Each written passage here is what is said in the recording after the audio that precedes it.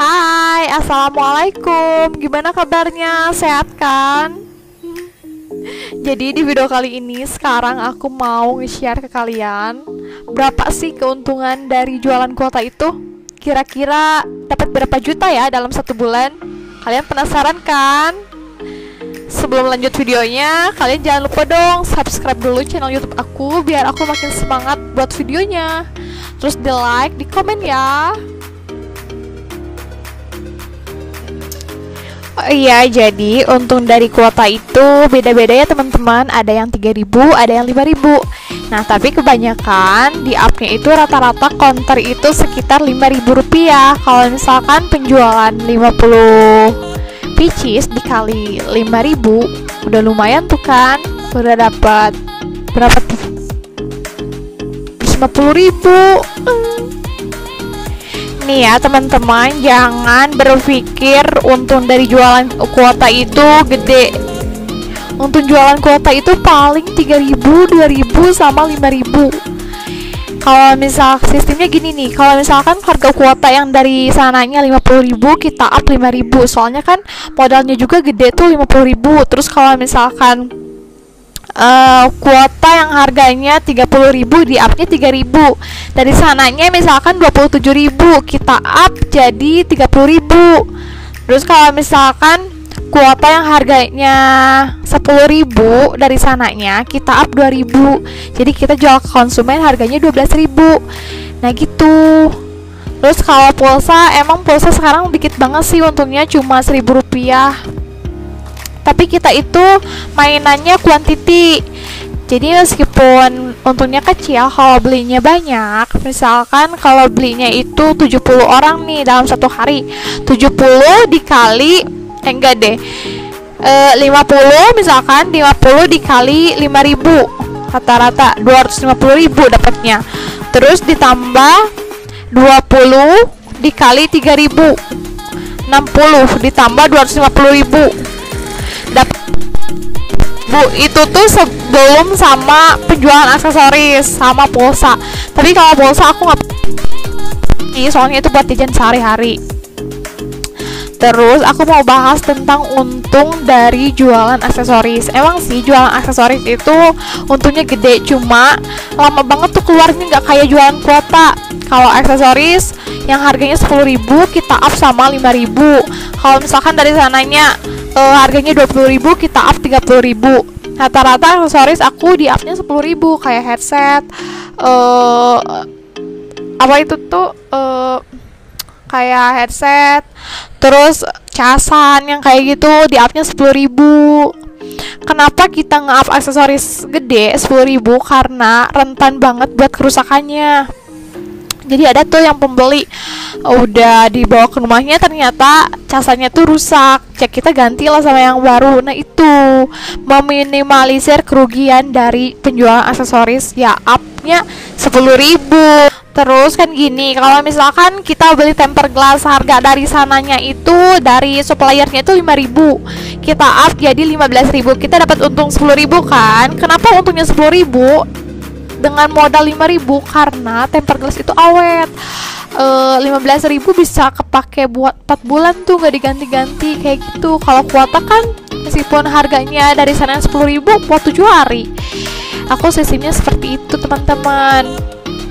Terus buat yang nanya gimana sih sistemnya, aku misahin dari uang untung sama uang modal. Nih aku bikin catatan kayak gini, catatan pribadi kayak gini. Jadi ini tuh buat mindahin atau buat misahin uang untung sehari ini, uang untung jualan sehari itu sama uang modal. Jadi aku tulisin yang keluarnya barangnya berapa hari ini, terus aku pisahin deh untungnya berapa, kayak gitu. Jadi otomatis kan uang modal kalian sama uang untung itu nggak menyatu gitu loh kalau udah langsung dipisahin. Ada sebagian orang yang kayak gini, kalau misalkan usaha itu harus termanage gitu loh. Kalau misalkan untungnya segitu, ya udah ambil aja untungnya segitu, jangan pengen lebih. Ntar uang modal kalian tinggal sedikit. Terus kan modal itu kan harus dibelanjain lagi. Kalau misalkan toko kita makin sedikit barangnya, nggak komplit. Kalau misalkan toko kita makin dikit barangnya, nggak komplit, konsumen juga kan males buat ke tempat kita. Beli ini misalkan kosong, beli itu kosong, jadi males kan. Nah, dari sini aku nge-share pengalaman pribadi aku ya tentang buka usaha konter itu. Aku paling sehari itu 70 pieces keluarnya. Jadi aku ambil untungnya 300.000 sehari, dikali 30 hari aku dapat untung 9 juta. Itu 9 juta aku belum menyisihkan buat uang kontrakan aku, uang kontrakan sewa tempat kantor aku. Jadi aku kurangin itu, terus aku tabung juga, sisihkan juga buat keperluan lain. Ya lumayan lah ya, kalau 9 juta buat cewek itu lumayan cukup gede. Terus kesalahan yang paling fatal nih ya buat kalian yang pengen buka usaha konter, kalian harus super sabar dulu, super sabar. Yang namanya pembeli itu gak langsung banyak gitu loh. Apalagi sekarang konter itu udah menjamur ya, udah banyak yang buka juga. Jadi pesaingnya banyak banget. Kalian harus pintar-pintar tuh nyari akal biar konter kalian itu rame, biar konter kalian itu rame pembeli. Gimana caranya? Kalian lihat atau denger-dengar dari orang lain harga kuota dari konter sebelah itu berapa tuh. Nah, kita turunin tuh misalkan 1.000 rupiah biar memakai konsumen aja. Konsumen kalau beda 1.000 juga itu pasti pengen beli yang lebih murah gitu loh.